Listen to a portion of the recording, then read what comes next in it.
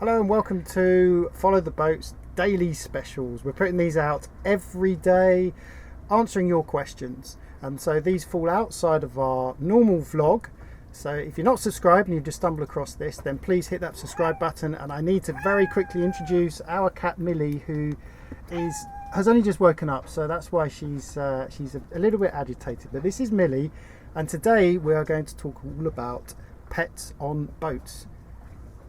It is a subject that I think is probably Off she goes. the thing we get asked about most of all, absolutely most of all, constantly being asked about Millie. So there are a number of aspects to this. We'll start off perhaps with the more practical things. So I think the last few questions have been, how do we deal with Millie when we're going in and out of countries, with visas and requirements and that kind of thing? It's not necessarily easy, is it always? No, I think it's easy in that most countries who allow pets, it's not an issue in that you need a pet passport. The difficulty is that it does actually restrict us from going into certain countries full stop. When we passage plan, we have to always check whether we're allowed to take pets or not. And as much as we would love to go to Australia and New Zealand, the quarantine restrictions there on bringing in animals are so incredibly hard that it's just not worth trying to take Millie there. And if she got through it and everything was okay, she would still have to be quarantined in a small box for the entire time we're there. And that's just a no-go for us. No, definitely not. Yeah, and it's the same for the UK. See, we can't take her back to the UK because they're draconian rules in the UK as well. She'd have to be put in prison for 6 months, and we don't want to do that to Millie. So, yeah, you can take pets in and out, but you have to do your homework, and you have to be prepared to either quarantine them, which I don't think is a great idea, or just avoid those countries that don't want animals coming in. But you did say there is a pet passport, didn't you? There is a pet passport scheme that operates between a certain number of countries, the European countries. I think Malaysia is one of them. Malaysia is one, yeah. And so the idea is Australia. that if they get inoculated and registered according to the local laws of that country, they then apply to a number of other countries as well. To get the passport, but it doesn't necessarily mean that you will be allowed in, because it's kind of on the day. It depends on what the person says. You might have all the paperwork, but they just might choose not to allow the animal in or to quarantine it. So have a look at the scheme. You might be able to get away with it. I guess the next thing we should talk about is if you're considering having a pet on board, is it a pet that you currently own, or are you looking to get a new pet? So a bit of background. Liz desperately wanted to have a pet on board, and much as I love animals as much as Liz does, I just thought it was completely impractical. So of course we ended up with Millie, and she has her own story. But the key important thing for us was that we got her as a kitten. Yes, we did. She was very small. She was about 2 months old when we met her at Marmouth Yacht Marina, where we were staying for a few months, and she followed us back to the boat one night and never left. We just fell in love with her because we're both too warm-hearted and we just adored her. But the important point to make is that as a kitten, she only knows Esper.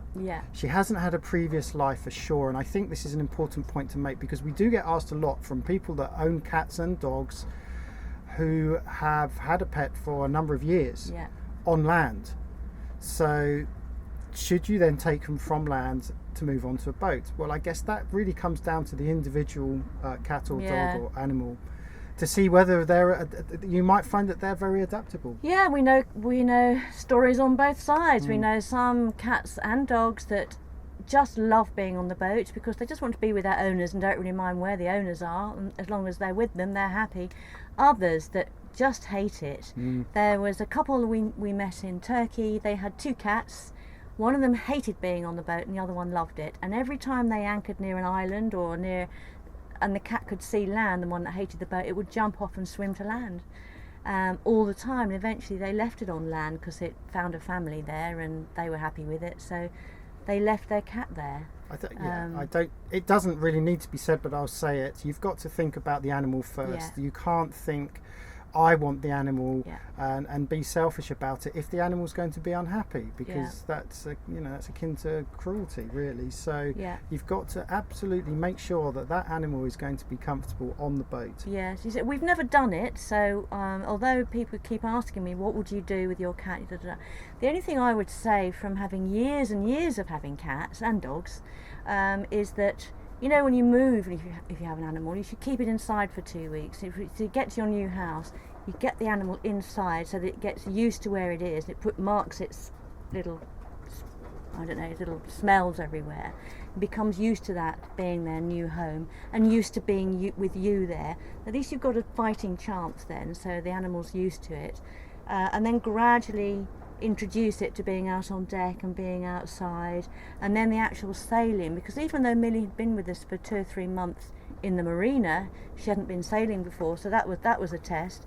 She went through it with flying colours, but you don't know, so just gently bring them in, and also teach them about falling overboard.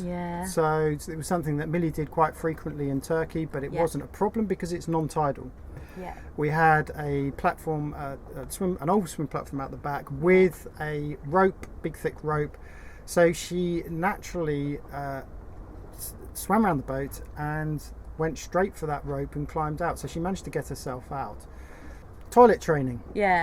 We are fortunate in that we have managed to train Millie to use the heads, to use the toilet. And yes, it can be done.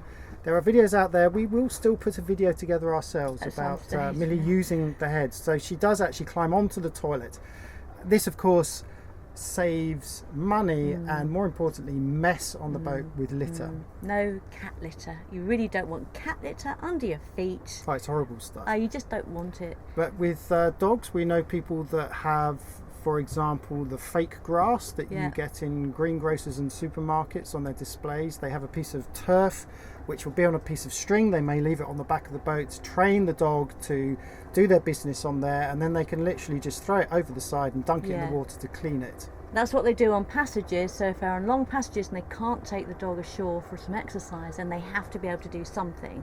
That is the downside of having a dog, in that you do need to exercise those dogs every day, whereas a cat can kind of look after itself a bit better, and she doesn't really want to go anywhere anymore. Even in marinas, she's not that bothered, she just stays on the boat. But you really have to run a dog around, I think. It's a bit more demanding. And the other thing with us is that we can't really leave the boat together. We've done it in the past because we had someone who was really adored Millie, and he came on the boat every day. We went away when we were in India back to the UK together, and Nazza came on the boat every day, didn't he? Yeah, which was a blessing. We've had other people like Terry, you know, friends around the marina, may be willing to look after the animal for 1 or 2 nights or 3 nights if you're lucky. And if you're really lucky, like we were when we were in Yacht Haven and found a bunch of cat lovers who were able to look after Millie when we both had to return back to the UK at the same time. But these are rare occasions, so this is one of the disadvantages, is that Liz and I, as you'll have noticed, if and when we go back to the UK to see family or to tend with the flat, we normally do it separately.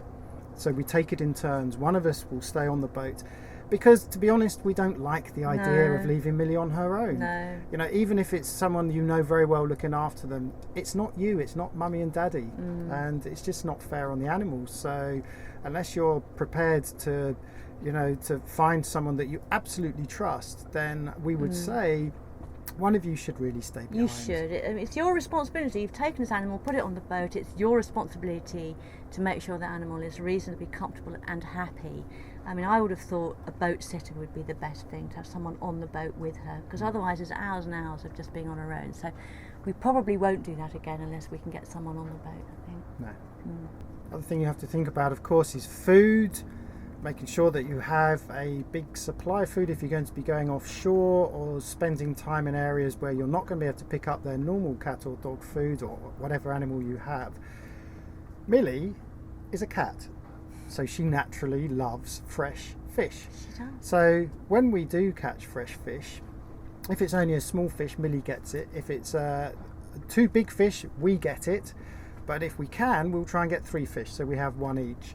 So she's quite lucky in that she has fresh fish as part of her diet. Yeah, she hasn't had so much in this area because it's a little bit more difficult to get any fish in this area, which is another topic. But if we stop somewhere that's got some rock near it and there's a few little sergeant major fish and things like that, they tend to come under the boat, gravitate there, and it's quite easy with the line and a little bit of bread just to pull a couple of those out, and she just devours them and loves them.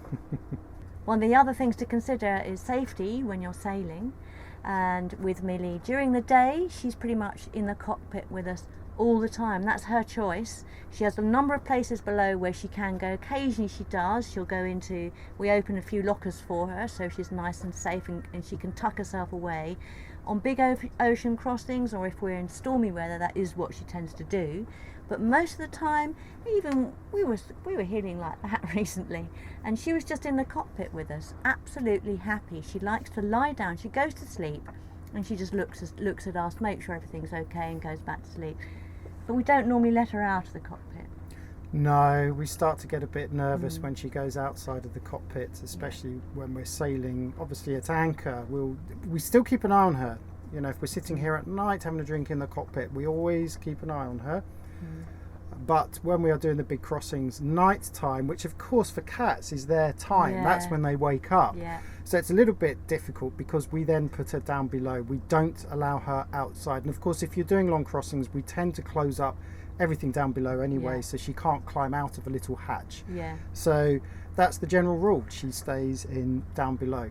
We don't yet have an EPIRB, a personal beacon for her, but that is something that a number of people have commented on our previous YouTube videos on Millie. They have said there are now cat personal tags which will emit either a GPS signal or a light, which allows us to put it on her collar so we know where she is if she does fall off the boat or if she goes wandering when we're in a marina. So I think when I'm in the UK for this trip that I should pick something like that up. We'll definitely bring something back for those potentially dangerous situations.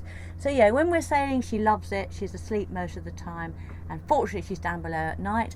But in the morning, whoever's on morning watch, the other one will come up with a cup of tea, and then they'll open the hatch and up pops Millie, and she does a round. She does a tour of the boat. Normally looking for fish. Yeah. She's looking for fish that have jumped on the boat. Yeah, and 9 times out of 10 she'll come back. She'll come back with a little fish because all night there's things going all over the boat all the time, and there's always 2 or 3 fish.